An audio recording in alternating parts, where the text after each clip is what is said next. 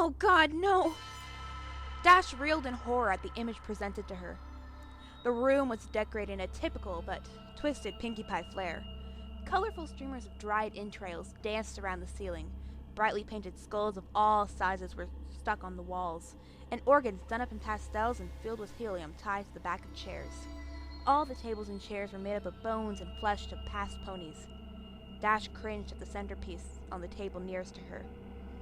The heads of 4 little foals, their eyes closed, like they were sleeping, wearing party hats made from their own skin.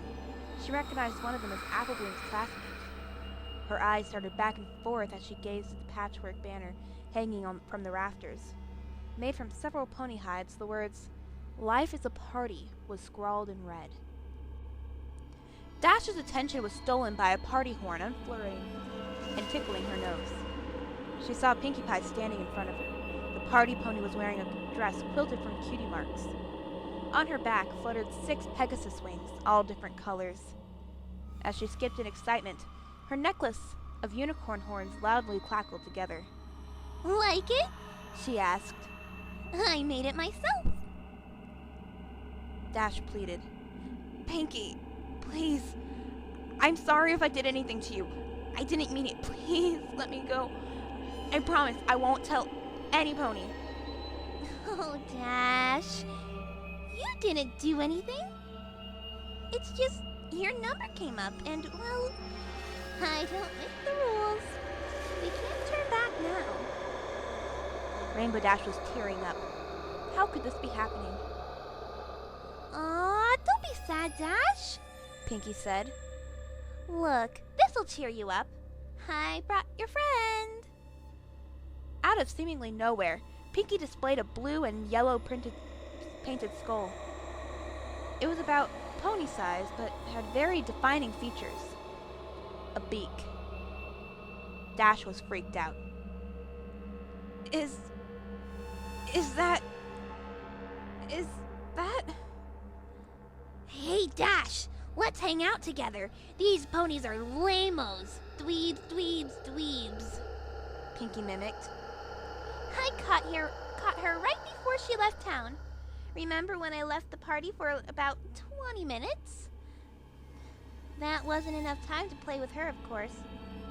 I had to wait till after the party to do that. But boy, am I glad I did. It was so worth for the flavor alone. Griffins taste like 2 animals at once. It's amazing. I know she didn't have numbers like every pony else in Ponyville, but when was I going to get another chance to try Griffin? In hindsight, I probably should have asked where she came from so I could get more, but I forgot. I'll tell you what though, she was quite the fighter. Lasted a long time, which was fun for me. I got a chance to play with some pony, other than a pony and trying new things. It's too bad she had such a potty mouth. She said so much bad stuff. I had to take her tongue out. You know, bad language makes for bad feelings, Dash. Dash didn't have anything to say. She just sobbed and writhed. Well, Pinkie said, putting the skull down. That's enough reminiscing. It's time to begin! She picked up a scalpel and walked over to Dash's right flank. Without any flair, she placed the blade an inch above her cutie mark and started a circular cut around it. Her lungs working overtime. Dash shouted in pain and tried desperately to pull away, but the braces held her still. Finishing the incision, Pinkie grabbed the curved skinning knife from the tray. She worked it under the skin, slicing the hide away from the muscle. Dash grounded her teeth as she tearfully watched as her flesh came off. Pinkie then moved to the other side and completed the other flank. Once she was done, Pinkie held up both cutie marks in front of her friend and started waving them like pom-poms. Dash just whimpered. Her thighs burned. Placing the skin down, Pinkie selected a large butcher knife and walked behind Rainbow Dash. Hope you don't mind. I think I'm gonna wing it now. Pinkie laughed. She grabbed the left one and played with it for a second. Then, stretching the wing out, she brought the blade down on the base instantly. Dash screamed and thrashed at her appendage. The movement threw Pinkie Pie's aim. She tried to hit the mark again, but missed wide, and a huge slice in Rainbow Dash's back.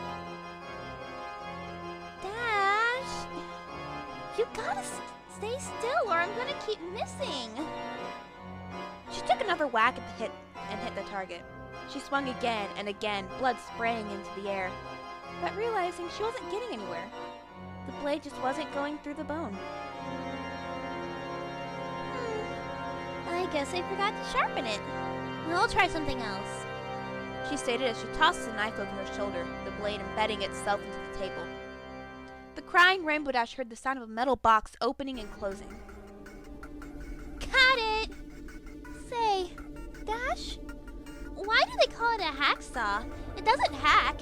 Hacking is what you do with a knife. This is a saw. I don't get it. Pinkie placed the tool over the last attempt. It effortlessly sailed through the bone and skin. The painful feeling of teeth grinding and biting into her made Dash want to vomit. She watched helplessly as her wing flew over her head and landed with a fluff on a table. Pinkie moved to the next and started sawing. Dash didn't struggle this time. She'd given up trying to fight and just cried. The sawing abruptly paused. Pinkie was only halfway done. The wing hung there with only one sliver. Hey, Dash, she piped. Think fast! Suddenly, she yanked the wing as hard as she could. The bones snapped and the skin held tight. The pull ripped the long flesh down Dash's back to her rump. The unexpected trauma caused her body to seize. She felt the warmth release down her legs as her pelvis tensed up. Dash's loud, unending melody of pain filled the room. Unable to catch her breath, she blacked out. She awoke with a gasp. The stench of her urine filled her mucus-caked nostrils. She saw a very pouty Pinkie Pie removing the adrenaline needle from her chest. Stomping her hooves, the frustrated Pinkie lashed out. Didn't anybody teach you any manners? It's very rude to fall asleep when somebody invites you over to spend some time with them. How would you like it if I came over to your house and went to sleep? Oh, I'm sorry, Dash. You're boring. I think I'll take a nap. You think I like always doing this by myself? I told you how excited I got when I found out you were next. I was excited to have a friend be with me while I worked, but no. You've gotta be inconsiderate. You know, I thought you were tough. I thought you could handle anything. I've had fowls stand up better than you. Do I have to baby you, huh? Is that what you want me to remember you as? A baby? She stopped to catch her breath. Dash blinked and softly cried. Her back was on fire. Pinkie then popped something red into her mouth and began to chew. She noticed Dash was staring at her. What? She asked. Oh, this? Holding up another piece. Well, while you were asleep, I got a little impatient and helped myself to a sample. I got it from your leg. It's not bad. Want to try some? Without warning for a response, she shoved the strip of meat into her revolted Rainbow Dash's mouth. She immediately spit it out. Pinkie picked it up. If you didn't want any, you could have said no. She then ate the discarded snotty morsel. It's not like you haven't had it before. Swallowing, she turned her attention to the small can on the tray. She removed the lid, revealing that it was filled with burning holes. Sitting on top of the fire were several large nails. Dash began to panic again. Pinkie picked up the can and walked over to Dash's left. Carefully picking up a nail and grabbing a hammer, she positioned the spike at the seam between her leg and her hoof. "No! Pinkie, no!" Dash screamed. "No, no!" The hammer came down and the nail punctured under the skin. The white-hot burning was too much. Dash pulled and thrashed and braced. Her skin rubbed and tore. Pinkie tried to line up another one, but couldn't find her aim. She let out a frustrated grunt.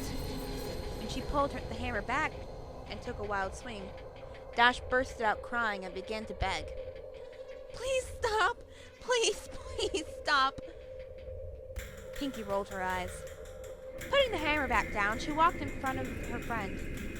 She stared pensively at the broken Pegasus.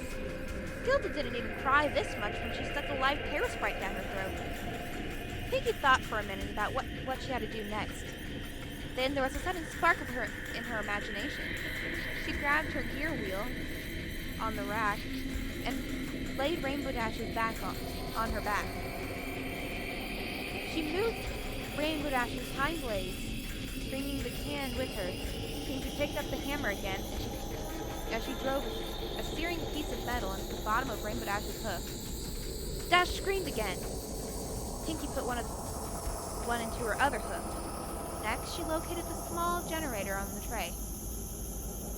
Tying the copper wires to the nails, she gave Dash a wink and flipped the switch. Electricity rocketed through Dash's body. The blue pony reacted immediately. Body seized, muscles struck taut, her hips thrusted skyward, and her eyes rolled back. She let out a deep throat shredding cry. Pinky giggled and danced in place. She turned up the juice. Dash convulsed uncontrollably. Her bladder emptied once more. After about 5 minutes, Pinky shut off the power.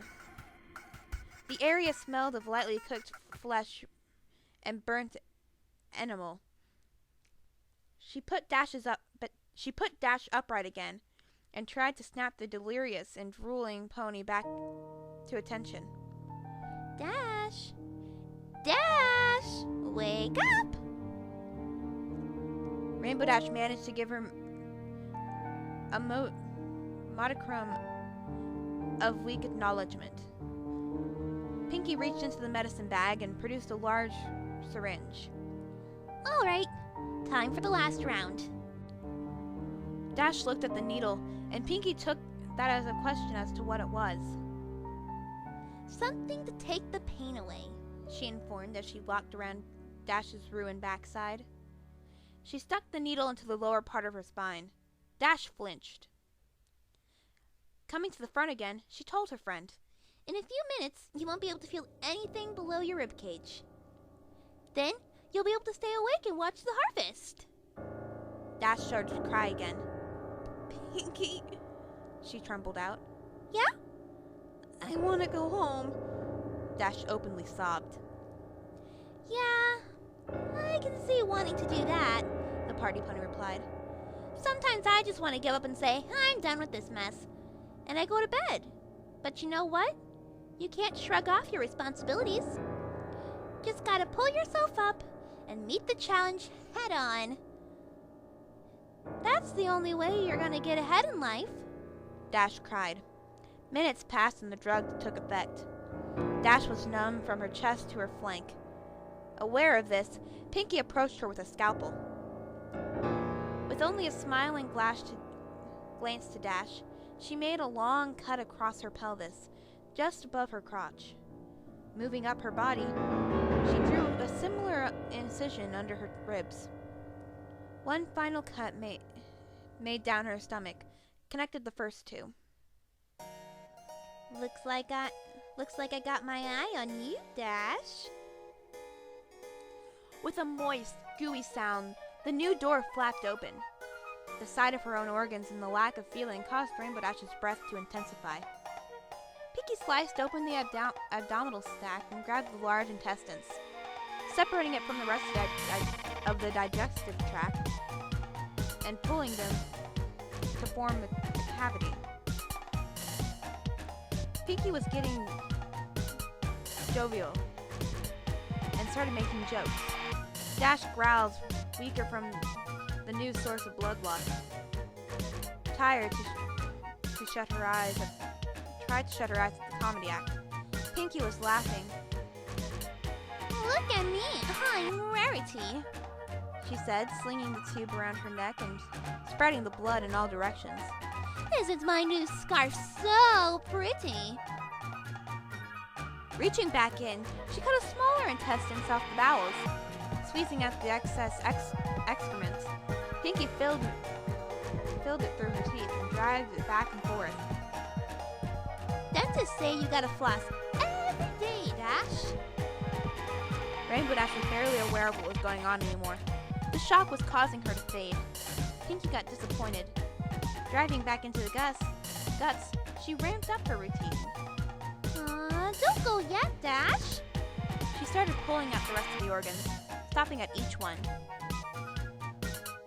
I know, I can be a real paniascus, but you know I'm just kidding with you.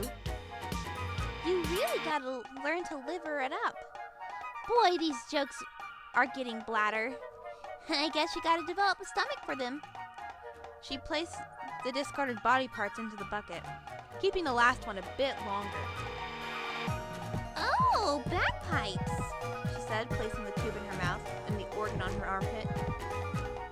A splurt of acid hit her tongue. Ew! Oh, hey! There's your cupcake, Dash. Dash didn't hear her.